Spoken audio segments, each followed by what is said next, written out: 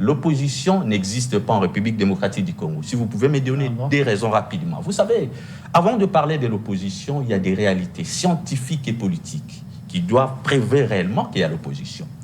J'aimerais partir de deux hypothèses.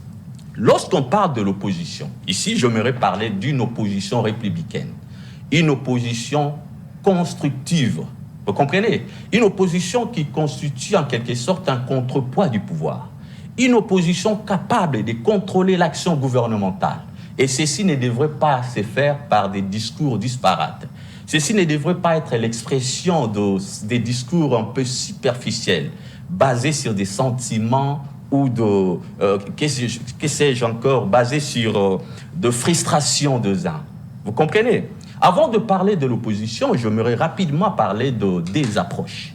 D'un côté, il y a ce qu'on appelle l'alternative. Et puis de l'autre côté, il y a ce qu'on appelle l'alternance. Les deux terminologies sont diamétralement opposées. Mais aujourd'hui, on a comme l'impression que notre opposition évolue dans une ambiguïté totale. Pourquoi j'ai dit ça? L'opposition congolaise, sa mission, son combat, il défend mordicus l'alternance au pouvoir. C'est ce qui les intéresse. Or, dans la politique, ceux qui ont fait la science politique comprendraient avec moi que avant de parler de l'alternance, il faut d'abord parler de l'alternative. Et là, je comprends. Il se contredit en même temps et il jette de l'opprobre à M. Tshisekedi et l'Union sacrée, justement parce qu'avant qu'ils n'accèdent au pouvoir, ils étaient tous dans l'opposition. L'UDPS et bien d'autres partis politiques, les alliés et tout consort. Ils étaient dans l'opposition. Est-ce qu'aujourd'hui, peut-il me dire quelle est cette alternative que M. Tshisekedi a apportée à la tête du pays? Justement parce que lui était dans l'opposition. Et s'il estime que nous avons une opposition qui n'a jamais apporté d'alternative, peut-il nous dire, M. Tshisekedi qui était dans l'opposition hier, aujourd'hui, a-t-il apporté quelle alternative à la tête du pays? Et donc, vous allez comprendre qu'il dit des choses en même temps, il se contredit. Nous sommes une opposition qui est très particulière. Vous n'avez pas un discours, mon ami. Nous sommes une opposition qui est très particulière, peut-être que vous n'avez jamais connu. Le problème, c'est quoi là où le bas blesse? Ce sont des mots qu'on n'a pas le courage de le dire tout haut. L'opposition n'est pas prête pour aller aux élections. Il y a plusieurs éléments qui le tire vers le bas. Vous savez, si par exemple je demande à mon ami... Quand l'opposition exige l'audition du fichier, d'une manière claire et honnête. C'est dit déjà entendu. Quand l'opposition demande à ce qu'il y ait un enrôlement à Massissi... C'était la même réclamation. En quoi maintenant l'opposition s'embrouille d'après vous? Justement. S'il faille soulever ne serait-ce que ça comme... J'en viens. Écoutez, lorsque l'opposition, avec le président Tshisekedi et les autres, militaient, s'opposaient au régime du Kabila, eh bien, c'était quoi comme réclamation? Qu'est-ce que l'opposition avait comme réclamation? N'est-ce pas ça, c'était l'audit du fichier électoral? N'est-ce pas ça, c'était l'enrôlement des gens de Yumbi et consorts? C'est la même chose, c'est du déjà entendu. Et en dépit de cette réclamation, oui ou non, on avait organisé les élections. Nous devions avancer, papa. Le train des élections est déjà en marche. Denis Kadima a déclaré fermement mordicus. Nous allons organiser les élections sans ou avec eux.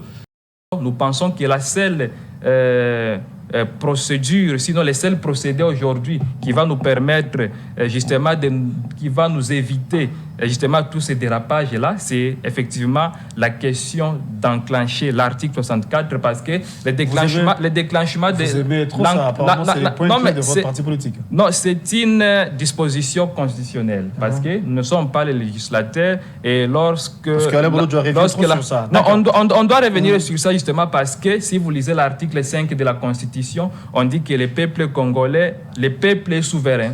Et donc, nous avons cette souveraineté-là, nous avons le pouvoir supraconstitutionnel. Et si vous faites justement allusion à l'article 64, on vous dit effectivement, lorsqu'un régime s'érige en obstacle, en violation, lorsqu'un régime se met à violer à maintes reprises les lois de la République et la Constitution, le peuple doit se constituer en obstacle et mettre barrière à ces pouvoirs-là.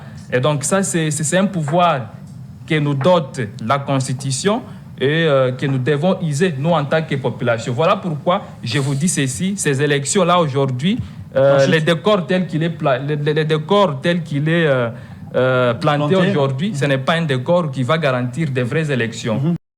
Bon début de semaine à vous tous et à vous qui êtes branchés. Heureux de vous retrouver pour ce nouveau Nice Press, à mes fidèles téléspectateurs. Nous allons parler République. Ce matin, nous avons le plaisir et l'honneur de recevoir deux invités de deux tendances différentes, bien sûr.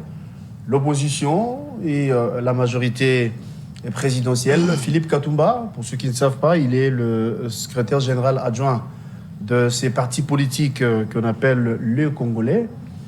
Le parti ou encore le parti phare au sein de ce regroupement politique qu'on appelle le Réveil populaire. Réveil populaire de l'Union sacrée ou encore proche de l'Union sacrée. De l'autre côté, c'est plutôt M. Samson qui est le secrétaire général adjoint également au sein de parti politique qu'on appelle le BAT. C'est formation chère à M. Alain Bouloudjoa. Donc comprenez que l'opposition est avec nous sur ces plateaux ensemble. Nous allons vous tenir compagnie pendant 50 minutes au maximum pour vous éclairer par rapport aux questions qui seront évoquées. On va vous dire ici que ça fait 26 ans, jour pour jour, où les Congolais n'avaient pas la carte d'identité. Aujourd'hui, par l'entremise du président de la République, nous avons cette carte d'identité. Est-ce l'idée est louable? Est-ce que le moment est bien choisi? Alors que le pays est à moitié divisé, vous êtes sans ignorer qu'il y a certains coins où Kinshasa n'arrive pas à contrôler. Nous craignons l'infiltration, mais est-ce que le moment est venu pour nous de détenir, ou encore le moment est arrivé d'octroyer les cartes d'identité aux Congolais? Nous allons vous parler de ça. Nous parlerons des élections, nous parlerons de la CENI. L'autre fois, c'était le week-end dernier, les 30 précisément, les présidents de la CENI, Denis Kadima, avaient entamé une série de consultations. La première équipe, c'était le bloc de Lubumbashi, Martin Fayulu, Matata Mpogno, Délice Sanga et Moïse Katumbi, qui s'étaient fait représenter. Ils étaient reçus. Aujourd'hui, c'est le tour de l'ancien Premier ministre Adolphe Muzito, au nom bien sûr de la Mouka et des Nouvel Élan. Mais déjà, Adolphe Muzito a posé les préalables. Il a dit qu'il n'y aura pas élection en 2023, ou encore au mois de décembre prochain, si seulement il n'y a pas enrôlement à Kwamount, à Massissi et à Rutshuru. Qu'adviendra-t-il? Attendons voir juste après cet échange comment ils vont s'entendre. Nous parlerons également de l'insécurité qui se généralise. Oui, je l'ai dit au départ et je me répète, même à Kinshasa, avec ces phénomènes d'enlèvement, à l'Est, vous savez, nos compatriotes continuent à tomber matin, midi, soir. Nous allons vous parler de tout ça. Je m'en vais saluer mes invités en commençant par Philippe Katumba. C'est pour une première qu'il soit des nôtres sur ces plateaux. Nous sommes très honorés par ta présence. Je rappelle ici que vous êtes le secrétaire général adjoint et porte-parole de ces partis politiques qu'on appelle les Congolais. Merci d'être là et bon début de semaine à vous. Le plaisir est partagé. Merci. Monsieur Samson, vous représentez le parti politique d'Alain Bouloudjoa, les bâtisseurs, les BAT, voilà. Merci à vous et bonne semaine en même temps. Ok, merci beaucoup. Je salue mon co-débatteur, je salue toute la population qui nous suit et merci pour l'invitation. D'accord, on va déjà prendre la première question avec vous, Philippe Katumba. Je l'ai dit au départ, aujourd'hui, il y a une carte d'identité qui est disponible pour les Congolais que nous sommes. 26 ans après, Fachi est revenu à la charge pour nous donner cette carte d'identité. D'aucuns pensent que le moment n'est pas bien choisi, parce que tous craignons jusqu'ici l'infiltration. Dans la partie Est, il y a certains coins où Kinshasa n'arrive pas à contrôler, mais du moins, la carte est disponible, la carte sera plutôt disponible dans les jours à venir. Pensez-vous que l'idée est louable ou bien le moment n'est pas bien choisi d'après vous? Ben, effectivement, comme vous-même vous l'avez bien dit au cours de votre introduction, 27 ans après, c'est une prouesse, une fois de plus, que nous allons mettre dans le compte de Félix Tshisekedi, qui vient de prouver une fois de plus à la face du monde qu'il est celui qu'on avait toujours besoin d'avoir comme président de la République pour permettre à la République démocratique du Congo de retrouver, s'il faut le dire ainsi, sa lettre de noblesse. Pourquoi est-ce que la délivrance d'une carte d'identité serait une mauvaise chose? Ça me paraît un peu bizarre, hein, de la manière dont vous avez présenté les choses. La carte d'identité nous permet tout de même d'identifier, comme vous-même le mot l'indique, les Congolais répandus dans les 4 coins du territoire national. Mais ici, j'aimerais tout de même procéder à une approche purement économique. Vous avez, à travers la carte d'identité, ça vous permet d'avoir en quelque sorte une idée claire de la population congolaise. Alors que le tout dernier recensement général en République démocratique du Congo remonte en 1984. Or, si vous n'avez pas une maîtrise parfaite de la population, tout ce que vous aurez à entreprendre ou à mettre sur pied comme programme économique sera biaisé. Pourquoi j'ai dit biaisé? Parce que la population, en quelque sorte, est l'outil de planification. Quand vous avez une idée claire de la population, ça peut vous permettre de mener à bien aussi tout ce que vous aurez comme programme économique et ainsi de suite. Or, jusque-là, depuis 1994, tout ce que la République démocratique du Congo a eu comme programme économique ont été réalisés sur base de ce qu'on appelle en termes techniques des estimations. Or, dans les estimations, il y a toujours une proportion qui échappe à la logique ou à une démarche générale. Donc, cette carte d'identité est à la fois avantagée du point de vue économique. Ça nous permet au moins de cerner le contour démographique de la population congolaise. Et puis, du point de vue sécuritaire, ça nous permet aussi d'avoir une image ou une idée panoramique de la population congolaise en termes sécuritaires. Vous avez dit, il y a d'autres coins de la République démocratique du Congo où l'insécurité bat son plein, mais comment cette opération devrait être exécutée de la plus belle manière? J'aimerais vous dire, la CENI a mené ces opérations d'enrôlement des électeurs. L'aspect sécuritaire ne lui avait pas empêché d'amener à bien cette opération. Donc moi j'estime que c'est un faux débat. Nous devons plutôt être animés de bonne foi et saluer cette action patriotique qui vient d'être posée par le ministère de l'Intérieur, Peter Kazadi. Merci beaucoup Philippe Katumba. Je passe la parole à M. Samson Machumbe. Je rappelle ici que vous êtes le secrétaire général de ce parti politique qu'on appelle le BAT, parti de M. Alain Bolodjoa. Par rapport à la question, j'avais suivi votre président qui était contre. D'après lui, il pense que les moments n'étaient pas bien choisis. Je ne sais pas si vous êtes d'avis ou vous avez d'autres idées par rapport à ça. Toujours est-il que, par rapport à la carte, aujourd'hui, dans les jours à venir, tous les Congolais auront cette carte d'identité. Est-ce l'idée est louable ou bien les moments n'est pas bien choisi? Bon, vous dites dans un premier temps que vous avez suivi le président Alain Bolodjoa qui a dit que les moments n'étaient pas bien choisis. Donc, je ne sais pas si vous l'avez suivi parce que c'est une question très capitale, celle que nous sommes en train d'analyser pour le moment. Le président, quand il a fait les directs dernièrement, il n'a jamais dit que les moments étaient mal choisis pour l'octroi des cartes d'identité. Sauf que ce qui est bien, nous sommes posés des questions sur les mécanismes d'octroi de ces cartes-là d'identité. Parce qu'il ne suffit pas seulement de se décider aujourd'hui que nous allons offrir des cartes d'identité aux Congolais et c'est limité, c'est-à-dire qu'il y a une certaine procédure qu'il faut suivre.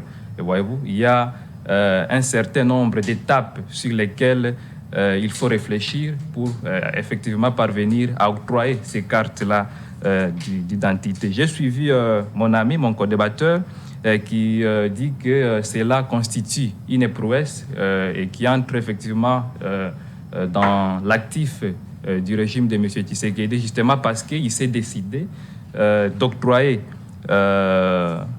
les cartes d'identité aux Congolais, ce qui est tout à fait erroné. Cette conception-là, vous savez, c'est vrai, l'octroi des cartes d'identité aux Congolais, c'est une étape qui est très importante. C'est quelque chose que nous voulons tous parce que ça nous permet de connaître non seulement qui est congolais et qui ne l'est pas, mais aussi ça résout en même temps plusieurs problèmes. Parce que si vous analysez la question dans une approche démographique et sociologique, vous allez vous rendre compte que non seulement on va en même temps avoir l'idée sur le nombre de la population, mais aussi identifier les vrais Congolais, parce que tout le monde n'est pas censé détenir la carte d'électeur et la carte d'identité. Ce n'est pas tout le monde qui doit la détenir. La carte d'identité ne peut être détenue ne peut être détenue qu'avec les Congolais et qui sont bien identifiés.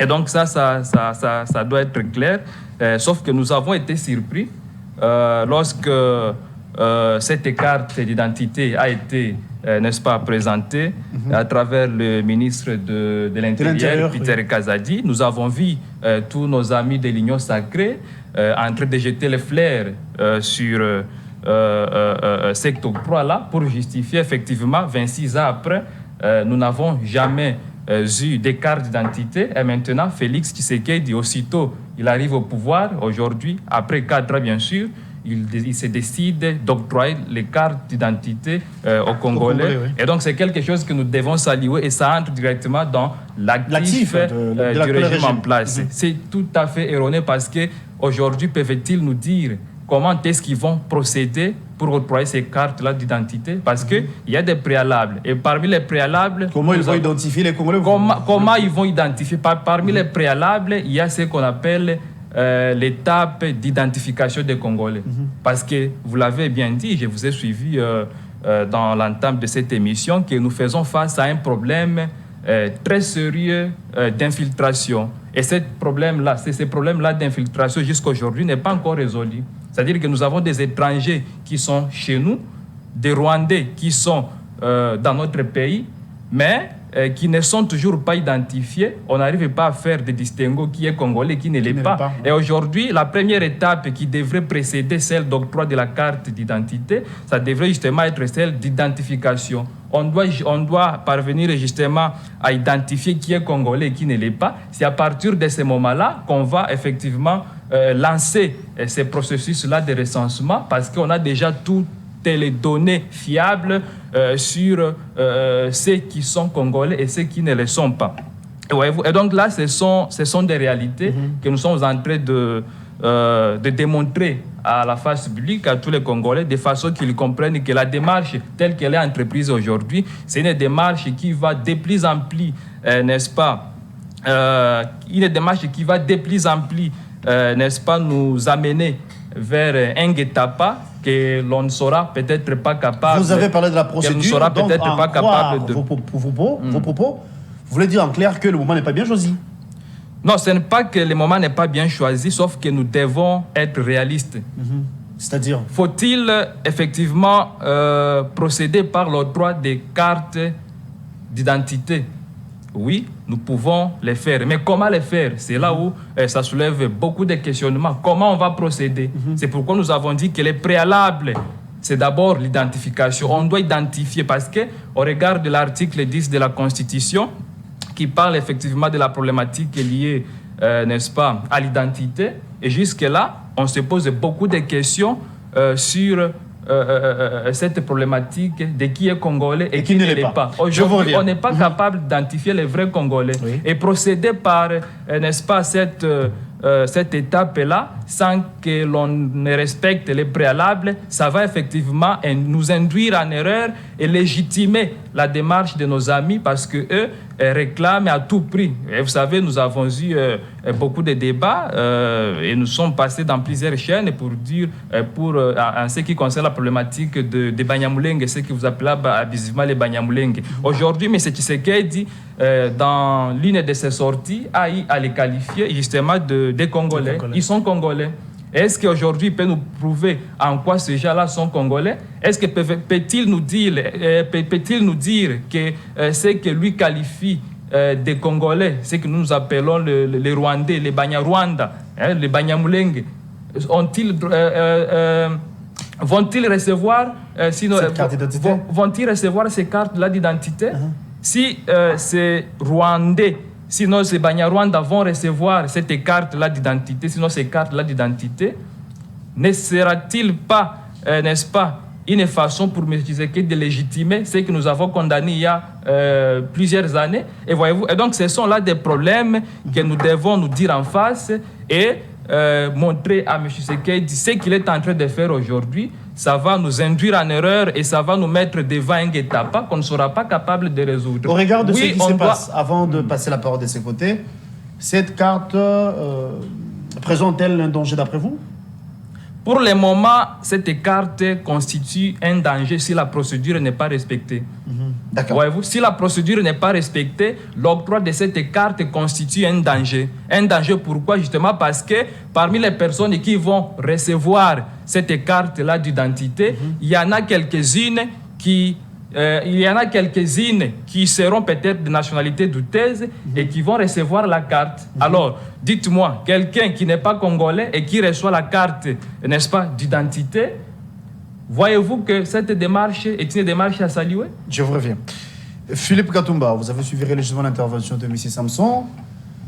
L'octroi de cette dernière n'est pas aussi mauvaise, mais il a parlé de beaucoup de choses. Il a évoqué le recensement, l'identification des Congolais. Qui est censé détenir cette dernière?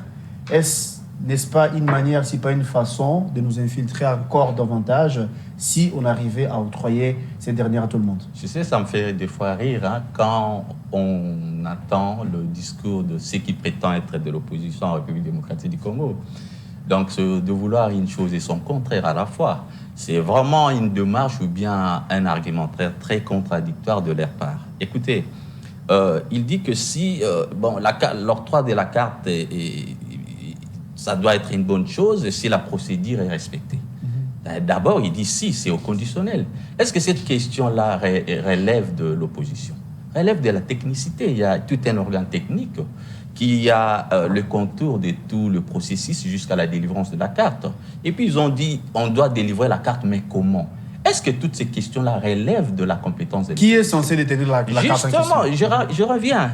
L'octroi de cette carte ne se fait pas d'une manière hasardeuse. Il y a l'organe technique qui est chargé de la délivrance de la dite carte. Et puis, je me poser la question, si par exemple la CENI était à mesure d'enrôler plus de 45 millions de Congolais à travers le monde, ça démontre à suffisance que l'opération de l'octroi de la carte ne serait qu'une suite logique dans cette réalité. Est-ce que la CENI avait délivré la carte des électeurs aux étrangers? Si oui, que mon co-débatteur puisse me le prouver. Si tel n'est pas le cas, j'aimerais inviter l'opposition congolaise à cesser de s'incruster dans la procrastination. Vous comprenez un peu, notre pays a besoin d'évoluer. Nous traversons une situation très inédite, Guélo. L'histoire ne nous pardonnera pas. Notre pays est croisé de chemin maintenant. Il est temps que nous puissions prendre des décisions courageuses pouvant permettre à ce pays d'atteindre sa destinée de gloire. Nous ne voulons pas des discours capables de constituer en quelque sorte de pesanteur pour la bonne marche du pays. D'où raison pour laquelle je ne cesserai de le dire. L'opposition n'existe pas en République démocratique du Congo. Si vous pouvez me donner des raisons rapidement. Vous savez, avant de parler de l'opposition, il y a des réalités scientifiques et politiques qui doivent prévoir réellement qu'il y a l'opposition. J'aimerais partir de deux hypothèses. Lorsqu'on parle de l'opposition, ici, j'aimerais parler d'une opposition républicaine, une opposition constructive. Vous comprenez? Une opposition qui constitue en quelque sorte un contrepoids du pouvoir. Une opposition capable de contrôler l'action gouvernementale. Et ceci ne devrait pas se faire par des discours disparates. Ceci ne devrait pas être l'expression des discours un peu superficiels, basés sur des sentiments ou que sais-je encore, basés sur de frustration de uns. Vous comprenez? Avant de parler de l'opposition, j'aimerais rapidement parler des approches. D'un côté, il y a ce qu'on appelle l'alternative. Et puis de l'autre côté, il y a ce qu'on appelle l'alternance. Les deux terminologies sont diamétralement opposées. Mais aujourd'hui, on a comme l'impression que notre opposition évolue dans une ambiguïté totale. Pourquoi j'ai dit ça? L'opposition congolaise, sa mission, son combat, il défend mort de cuisse l'alternance au pouvoir. C'est ce qui les intéresse. Or, dans la politique, ceux qui ont fait la science politique comprendraient avec moi que, avant de parler de l'alternance, il faut d'abord parler de l'alternative. C'est quoi l'alternative? L'alternative, c'est une démarche idéologique basée sur une idée maîtresse, un discours aiguisé, capable d'apporter quelque chose à la bonne marche de l'État. Lorsque notre opposition, vous le regardez de près, est-ce que notre opposition a un discours qui sous-tend dans l'alternance. Non, ça n'existe pas. J'avais, à un moment donné, je me suis donné la peine d'analyser de près. Ça c'est vous qui le dites. Hein. Il y a certains opposants qui jusqu'ici continuent à proposer, à voir les choses. Écoutez, Guélo, avant de parler de l'alternance, parce qu'aujourd'hui, l'ère de marche constitue à quoi? Ôte-toi que je lui mette la tête de Félix Tshisekedi ou rien. Vous comprenez un peu? Ça, c'est l'alternance. Ça, c'était hier, hein, pas forcément. Justement, aujourd'hui, vous avez la parole. l'alternative, d'abord, doit être cet argumentaire percutant, contribuant à la bonne marche de l'État. Des contestations, ça et là, ça, c'est trop enfantin. Nous devons hausser les débats. Nous devons être vraiment en mesure de réfléchir à la dimension de ce pays. Le Congo est un géant. Nous devons relever ces géants qui dorment, mais pas avec ce que je considère une opposition faible et disparate. Je reviens encore. Pourquoi j'ai dit ça? Vous savez, l'opposition ne doit pas être simplement des simples discours tels que mon ami, mon co-débatteur vient de le faire. L'opposition, un opposant, l'opposition doit être considérée en quelque sorte comme une vocation. Comme une vocation, qu'est-ce que cela veut dire? Je vois par exemple des gens tels que Mahatma Gandhi. Il a donné sa vie. C'est le père de l'indépendance de l'Inde. Il s'est battu à travers une idée maîtresse qui a drainé tous les Indiens. En fin de compte, Mahatma Gandhi, un grand esprit, a prouvé à la face du monde que son combat n'avait pas comme une ultime but l'alternance. Il n'a jamais été Premier ministre en Inde.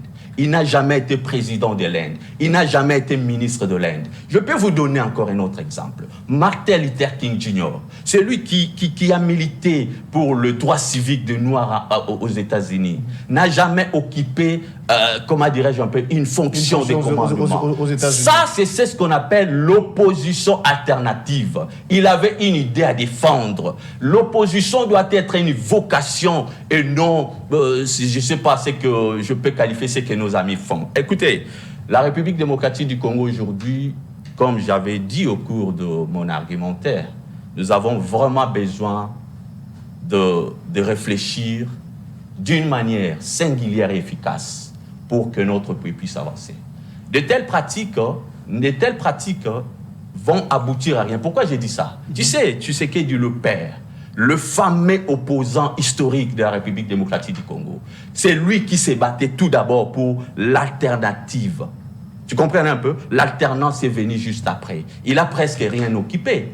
Mais il est resté dans l'imaginaire. Justement, je ne peux pas dire que Premier ministre, je ne peux pas dire Premier, ça c'est un autre débat, je reviens. Il est resté dans l'imaginaire collectif comme l'image emblématique de l'opposition à la République démocratique du Congo. Si vous voulez que nous puissions vous accorder un peu des considérations, et c'est un peu de remonter. Je ne dis pas que vous puissiez incarner Tshisekedi. Je voulais dire ceci, comme nous parlons de la carte, l'octroi bien sûr de la carte, vous êtes sans ignorer que l'autre fois, on nous avait dit ici que les Banyamulenge étaient des Congolais. Vous êtes sans ignorer que nous, le Congolais, matin, midi, soir, nous disons haut et clair qu'il y a de l'infiltration, surtout dans la partie Est. Aujourd'hui, vous venez de poser la question haute voix. Est-ce qu'on peut prouver noir sur blanc qu'il y a certaines personnes qui ne sont pas Congolais, mais qui détiennent nos cartes d'électeurs? Je ne vais pas dire oui, mais vous avez peut-être la réponse. Bon, ça, ce sont des affirmations gratuites. Je n'ai pas dit oui. J'ai bien dit que vous pouvez avoir la réponse. Est-ce pour l'octroi de la carte d'identité, ça ne sera pas le cas? Parce qu'une fois que vous détenez la carte d'identité, du coup, vous avez la nationalité. Aujourd'hui, je ne comprends pas pourquoi est-ce que la délivrance de la carte d'identité ferait couler autant d'encre et de salive. Il a parlé de procédure. Justement, j'en viens. Il y a des principes où mais lorsque au ministère des Affaires étrangères, n'est-ce pas que nous délivrons du passeport? Un passeport fait aussi office d'une nationalité, n'est-ce pas ça? C'est lui qui détient le passeport congolais, automatiquement a de la nationalité congolaise. Raison pour laquelle j'ai dit que c'est un faux débat. Nous ne voulons pas nous incruster dans la procrastination. Nous devons avancer. Nous avons des objectifs à atteindre. L'État nous est imparti, Guélor. Nous avons hier, avant-hier, célébré le 63e anniversaire de notre indépendance. Est-ce que devrons-nous continuer à patauger sur des questions aussi primaires et subsidiaires que je peux considérer tant que nous avons de priorité dans ce pays. Arrêtons un peu avec toutes ces caprices-là, parce que ce qu'ils font, ce n'est pas de l'opposition, ce sont des capriciers. Écoutez, je vais vous donner la parole. Ils vont d'abord aller au ministère des Affaires étrangères. Essayer un peu d'identifier tout détenteur du passeport congolais pour les considérer aussi comme étant des Banyamulenge ou des ceci, des cela. Les Congos, de par sa position géostratégique, nous sommes entourés par 9 pays frontaliers. Donc, si la question se pose au niveau du Rwanda, la même question devrait se poser au niveau de l'Angola, la même question devrait se poser au niveau des Soudan du Sud, de Zambie, et j'en passe. Écoutez, nous devons relever les niveaux de notre débat, si réellement nous voulons atteindre. C'est le Rwanda qui représente un danger. Je vous reviens. Monsieur Machumbe, vous avez suivi Philippe. Il a parlé de passeport. Il y a de ceux-là qui détiennent nos passeports qui peut-être ne sont pas congolais des souches. Il y a de ceux-là qui détiennent nos cartes d'électeurs. Bon, il y a le permis de conduire, nous n'avons pas. Moi, personnellement, je venais d'être à Dubaï il y a peu. J'ai vu les Burundais qui détiennent le passeport congolais, aussi les Rwandais qui ont 2 passeports. Ils arrivent à nous identifier facilement, mais ils ont nos passeports alors qu'ils ne sont pas congolais. Aujourd'hui, pour cette carte, vous émettez les inquiétudes. Hein. Vous avez dit que il y a certaines règles, il y a des procédures qui ne sont pas respectées, allais-je dire. Ne voyez-vous pas que nous risquerons de passer le temps pour rien, alors que les choses peuvent évoluer. Du coup, vous aurez réagi par rapport à ça, mais du moins nous allons également changer les sujets, donc faisons d'une pierre deux coups. Parlons également des élections. Ça sera dans votre temps, vous allez vous organiser. Le président de la CENI a entamé une série de consultations. L'autre fois, c'était les blocs de Lubumbashi. Aujourd'hui, il recevra l'ancien premier ministre Adolphe Muzito. Est-ce qu'on peut dire que c'est une manière pour vous de faire confiance, cette fois-ci à la CENI, pour dire que les élections prochaines sera peut-être transparente, démocratique et apaisée, comme vous l'avez souhaité depuis longtemps? Bon, tout d'abord, avant de revenir sur ce sujet à propos des élections, j'aimerais un peu rencontrer mon co-débatteur qui est allé dans tous les sens. Pratiquement, nous sommes en train de parler d'une question très importante, celle liée justement à l'octroi des cartes d'identité. Mais il est allé plus loin pour jeter un discrédit voilà, à l'opposition que nous sommes, pour dire que nous sommes une opposition qui n'a pas d'alternative. Et là, je comprends, il s'est contredit en même temps et il jette de l'opprobre à M. Tshisekedi et l'Union sacrée, justement parce qu'avant qu'il n'accède au pouvoir, ils étaient tous dans l'opposition. L'UDPS et bien d'autres partis politiques, les alliés et tout consort. Ils étaient dans l'opposition. Est-ce qu'aujourd'hui, peut-il me dire quelle est cette alternative que M. Tshisekedi a apportée à la tête du pays? Justement parce que lui était dans l'opposition. Et s'il estime que nous avons une opposition qui n'a jamais apporté d'alternative, peut-il nous dire, M. Tshisekedi qui était dans l'opposition hier, aujourd'hui, a-t-il apporté quelle alternative à la tête du pays? Et donc vous allez comprendre qu'il dit des choses en même temps, il se contredit. Nous sommes une opposition qui est très particulière. Vous n'avez pas un discours, mon ami. Nous sommes une opposition qui est très particulière, peut-être que vous n'avez jamais connu, justement parce que je suis ces débats-là de la part de nos amis de l'Union sacrée qui disent que l'opposition d'aujourd'hui est une opposition qui est très faible. Exactement. Maintenant, je me pose des questions sur base de quel élément ces gens-là qualifient l'opposition d'aujourd'hui état d'une opposition faible. Et voyez-vous, sur base de quel élément concret, de quel élément fiable, de quel élément scientifique que vous nous qualifiez des faibles? Justement parce que, est-ce que vous savez décréter une ville morte et puis c'est l'être observé? Et vous allez réagir pendant votre temps d'intervention. Oui, monsieur Mathieu. Laissez-moi continuer avec mon argumentaire, justement parce que pas d'interférence. Vous dites des choses en même temps, vous contredisez. Et voyez-vous, parce que je ne pense pas pour jauger, n'est-ce pas, les niveaux de crédibilité, sinon la force de l'opposition, il faut se baser sur des méthodes que nos amis ont utilisées hier, parce que dans l'opposition hier, ils étaient beaucoup plus dans la rue. Ils étaient une opposition qui était effectivement consacrée à des actions tendant à nuire, justement, sinon à casser, à briser, n'est-ce pas, à perturber l'ordre public. C'était l'opposition incarnée par nos amis qui sont au pouvoir aujourd'hui. Et voyez-vous, aujourd'hui, vous avez une opposition intelligible, une opposition qui s'organise, une opposition qui a une vision claire sur l'État.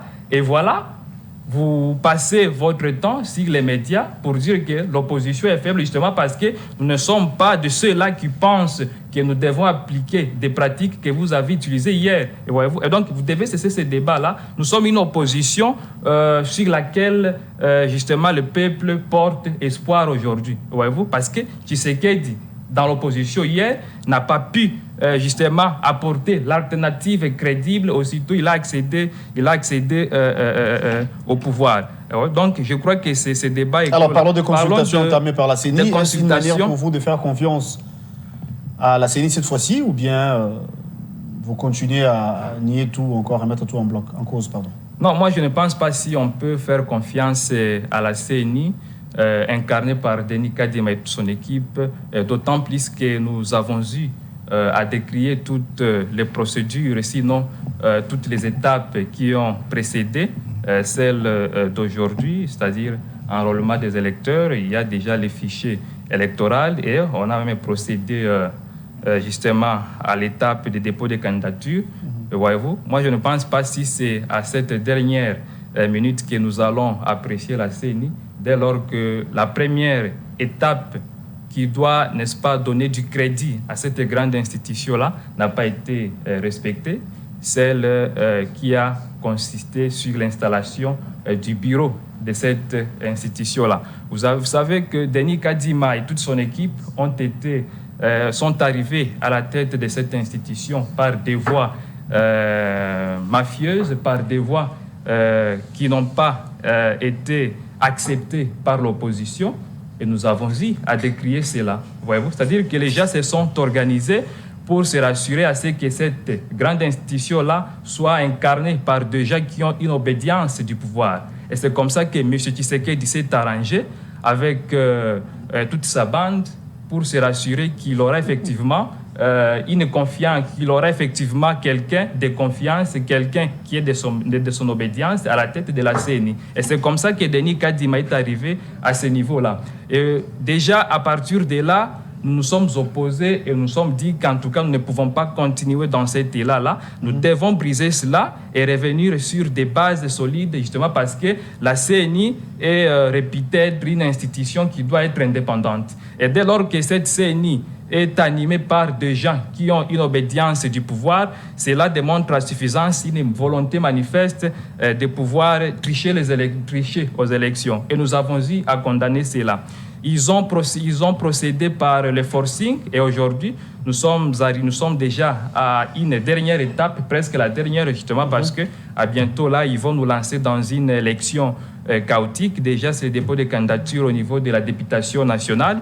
Et donc, ils sont allés de forcing en forcing. Et aujourd'hui, pour chercher à ce que l'opposition puisse légitimer leur démarche, ils ont fait appel à quelques leaders de l'opposition. Vous avez fait référence... Pas les moindres, parce que déjà, Faïlou et son équipe, ils étaient reçus.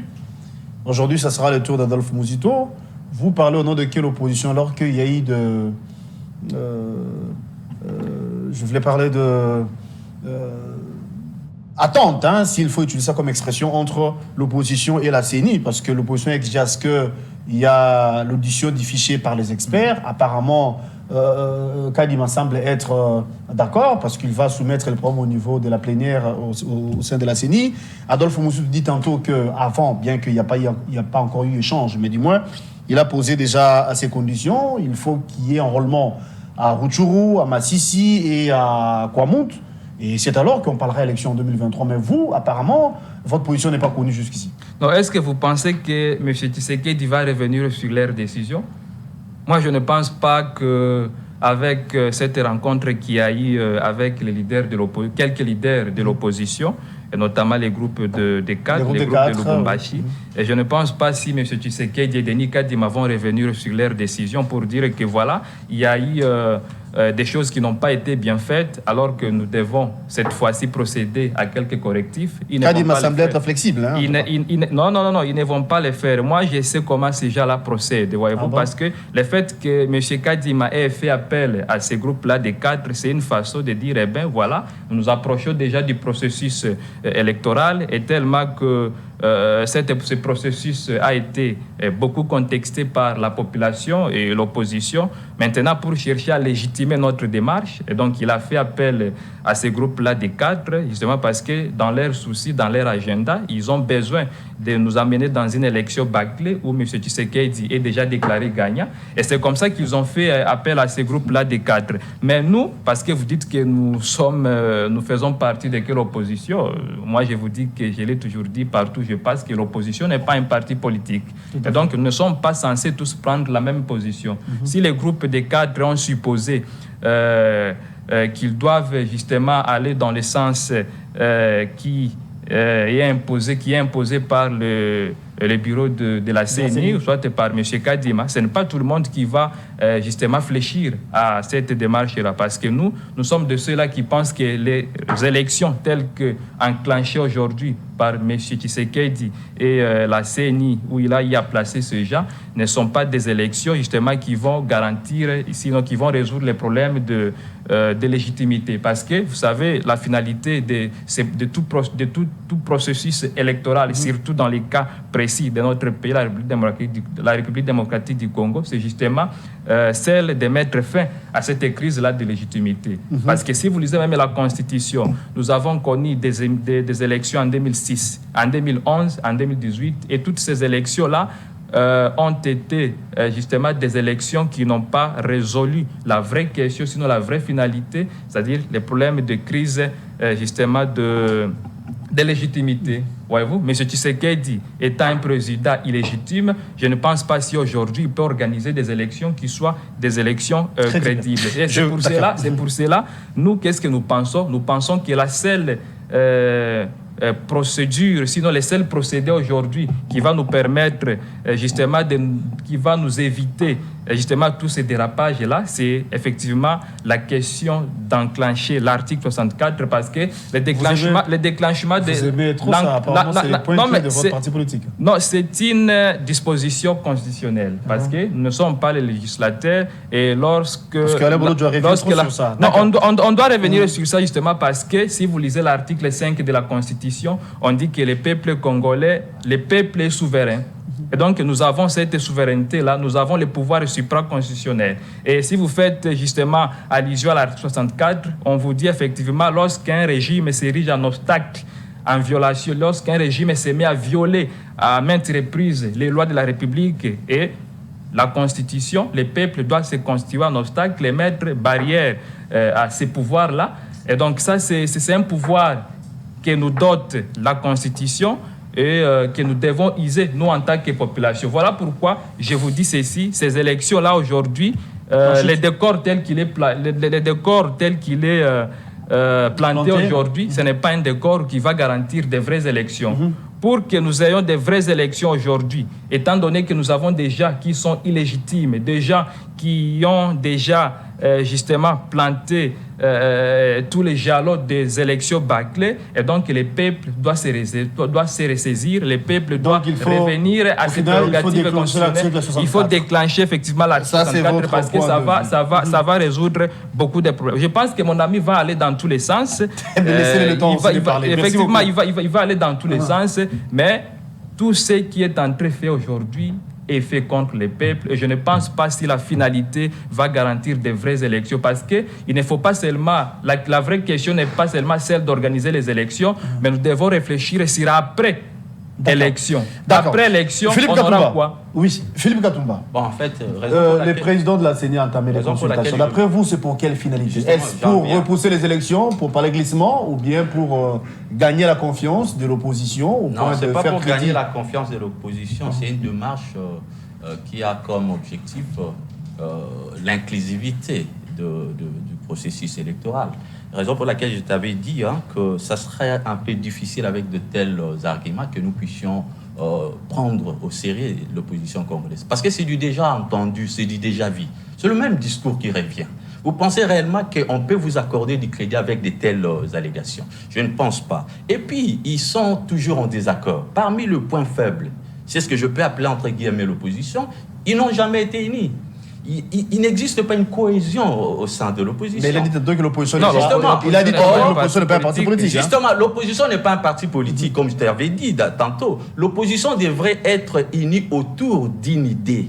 C'est ce qu'on peut appeler une diversité dans l'unité. On peut être dans une unité qui est l'opposition, mais au sein de cette unité, il y a des divergences. Une divergence, ce n'est pas une division ou bien une contradiction. Ça, il faut qu'on soit vraiment très, très attentif par rapport à cette question. Et puis, lorsqu'il remet en cause la légitimité du président Tshisekedi, il s'est contredit. En sciences politiques où notre constitution est claire, l'opposition, c'est un groupe de personnes qui militent contre la majorité, mais dans un cadre légitime, bien établi. Et la science politique de la Constitution nous dit clairement, le cas contraire, ça devient plus de l'opposition, on parle de la résistance. Donc, si vous évoluez dans un cadre non légal, on ne peut pas vous appeler l'opposition. Vous êtes des résistants. Vous évoluez d'une manière fictive. Ça, ce sont des cours que je ne pouvais pas lui donner. Raison pour laquelle j'avais voulu être ici avec son président pour que le débat puisse être vraiment à sa dimension. Alors, et j'aimerais dire que Kadima et la CENI, arrêtez un peu de vous faire rire. Non, la CENI est un organe technique. La CENI n'est pas le gouvernement. La CENI est indépendante. D'ailleurs, la récente communication de la CENI a démontré combien est-ce que la CENI tient mort du kiss à son indépendance. La CENI a voulu évoluer sans la présence des agents du ministère de l'Intérieur. Je sais que vous êtes informés de la question. Donc, bref, un peu, je ne veux pas entrer dans la philosophie, comment dirais-je, un peu fonctionnelle de la CENI, pour ne pas aussi, en quelque sorte, entacher son indépendance. Étant un Congolais épris de bonne conscience, je peux accepter simplement que les choses puissent évoluer tel que ça se passe. Alors, le bien fondé des consultations entamées par le bien Kadima, fondé, comme je vous avais dit, la CENI veut aller dans organiser des élections apaisées, inclusives, où tout le monde pourrait retrouver son compte. Mais le problème, c'est quoi là où le bas blesse? Ce sont des mots qu'on n'a pas le courage de les dire tout haut. L'opposition n'est pas prête pour aller aux élections. Il y a plusieurs éléments qui le tir vers le bas. Vous savez, si par exemple je demande à mon ami... Quand l'opposition exige l'audition du fichier, d'une manière claire et honnête. C'est dit déjà entendu. Quand l'opposition demande à ce qu'il y ait un enrôlement à Massissi... C'était la même réclamation. En quoi maintenant l'opposition s'embrouille d'après vous? Justement. S'il faille soulever ne serait-ce que ça... J'en viens. Écoutez, lorsque l'opposition, avec le président Tshisekedi et les autres, militaient, s'opposaient au régime du Kabila, eh bien, c'était quoi comme réclamation? Qu'est-ce que l'opposition avait comme réclamation? N'est-ce pas ça, c'était l'audit du fichier électoral? N'est-ce pas ça, c'était l'enrôlement de gens de Yumbi et consorts? C'est la même chose, c'est du déjà entendu. Et en dépit de cette réclamation, oui ou non, on avait organisé les élections. Nous devions avancer, papa. Le train des élections est déjà en marche. Denis Kadima a déclaré fermement mordicus. Nous allons organiser les élections sans ou avec eux.